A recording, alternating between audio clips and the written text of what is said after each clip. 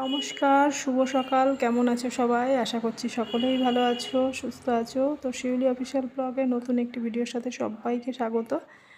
তো এখন সকালবেলা রান্নাটা করে নিচ্ছি, কারণ সকালবেলায় আজকে আর ভাত বসিয়ে দিয়েছি আর রুটি করব না। তো সে কারণে আজকে ভাবলাম একটু ফুলকপি ভাপা করব, যেহেতু সবজি ঘরে আলুটা কম আছে, তো সেই জন্য ভাবলাম একটু ফুলকপি ভাপা করি সকালবেলায়। তো সর্ষে পোস্ত দিয়ে ভাপা করব, সেই জন্য ফুলকপিটা কেটে নিচ্ছি।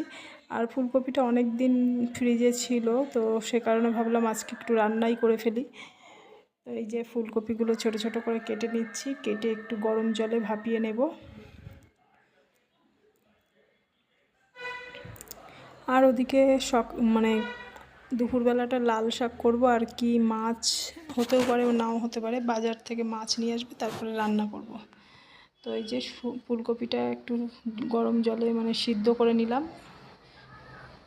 তো আর এদিকে নিয়েছি একটু টক দই, একটু বাদাম বাটা, এই যে সর্ষে পোস্ত একটু বেটে নেব। তো এক এক করে সব কিছু দিয়ে দিয়েছি, আর দুটো শুকনো লঙ্কা বেটে নিয়েছি। আর এদিকে দইটা একটু সামান্য চিনি দিয়ে ফেটিয়ে নিচ্ছি, চামচ দিয়ে ভালো করে নেড়ে নিচ্ছি। নিয়ে সমস্ত কিছু ওই টিফিন বাটির মধ্যে দিয়ে দেবো একসাথে। আর ওদিকে ফুলকপিটা একটু ভেজে নেব।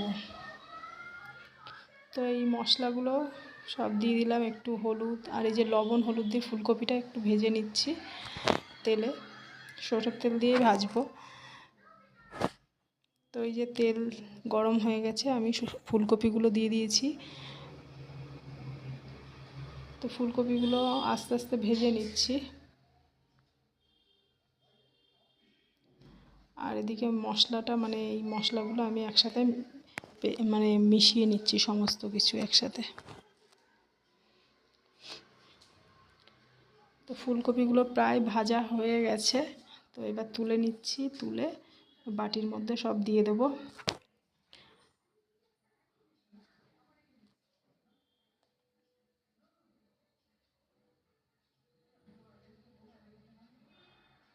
আর এদিকে সেই তেলটা, ভাজা তেলটা এর মধ্যেই দিয়ে দিলাম, আর কটা কাঁচা লঙ্কা আর একটু ধনে পাতা দিয়ে দিচ্ছি। দিয়ে আর কড়াইতে তো গরম জল বসিয়ে দিয়েছি, তো এবার ঢাকনাটা আটকে জলের উপর দিয়ে দেবো, দিয়ে ঢেকে দেবো।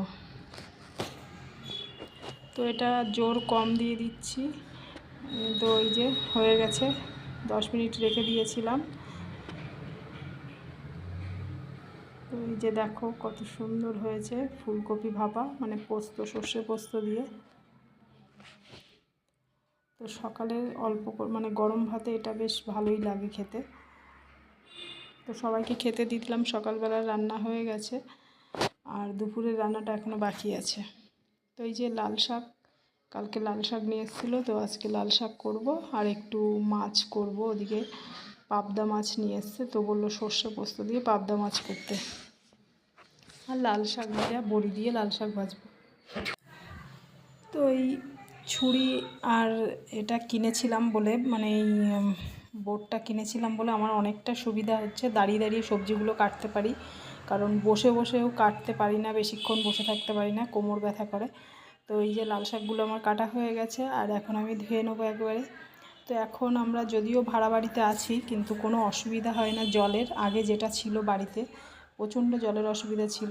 তো এই যে দেখো লাল শাকটা ভাজবো বলে আগে বড়িগুলো ভেজে নিলাম।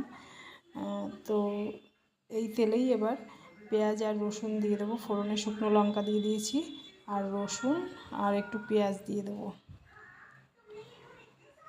তো লাল শাক কিন্তু চিংড়ি মাছ দিয়েও ভীষণ ভালো লাগে খেতে, কিন্তু চিংড়ি মাছটা আজকে বাজারে গেছিলো, কিন্তু চিংড়ি মাছটা পাইনি। তো এদিকে লাল শাক ভাজা হচ্ছে, আর ওদিকে মাছ নিয়ে এসে মাছটা আবার কাটতে হবে। তো লাল শাকটা আগে লবণ হলুদ দিয়ে, তারপরে গ্যাসের জোরটা কম দিয়ে মাছটা কেটে নেব। তো এই যে একটু ঢেকে দেবো, ঢেকে দিয়েছি। আর এই মাছগুলো এখন কেটে নিচ্ছি। তো 4 পিস মাছ, সেই জন্য আর বাইরে থেকে কেটে আনলাম না, একেবারে বাড়িতেই কাটছি। তো এইদিকে বড়িগুলো ভেঙে দিয়ে দিয়েছি, শাকটা সিদ্ধ হয়ে গেছে, আর নামানোর কিছুক্ষণ আগে বড়িটা দিয়ে দিচ্ছি। তো মাছগুলো কেটে নিয়ে রেখে দিয়েছি, আর শাকটা নামিয়ে তারপরে এই যে মাছে লবণ হলুদ মাখিয়ে নিচ্ছি। তো মাছটা বললো সর্ষে পোস্ত দিয়ে করতে, পাবদা মাছ সর্ষে পোস্ত দিয়ে মানে ভীষণ ভালো লাগে, আর লাস্টে একটু ধনেপাতা দিয়ে দিলে তো আরও ভীষণ ভালো লাগে। তো এই যে 4 পিস মাছ একবারে দিয়ে দিয়েছি। এই মাছ ভীষণ মানে কাটে, গায়ে তেল ছিটায়।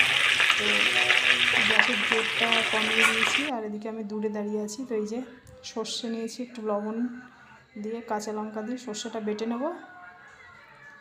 সাদা সর্ষেই দিচ্ছি, কারণ কালো সর্ষেটা আবার হজম মানে ঠিক হয় না, অসুবিধায়, তো সাদা সর্ষেটাই নিচ্ছি।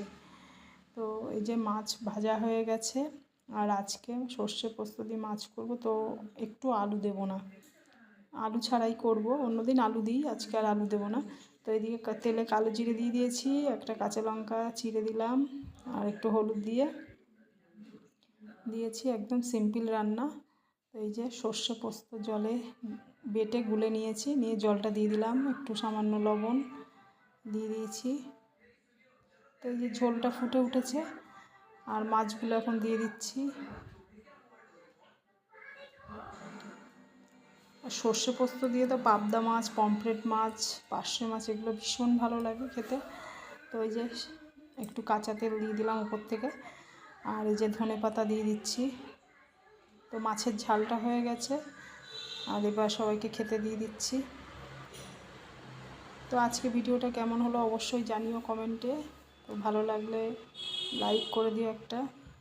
তো আজকের মতো ভিডিওটা আমি এখানেই রাখছি, তোমাদের সাথে আবার দেখা হবে নতুন ভিডিও নিয়ে। ভালো থাকবে, সুস্থ থাকবে, নমস্কার।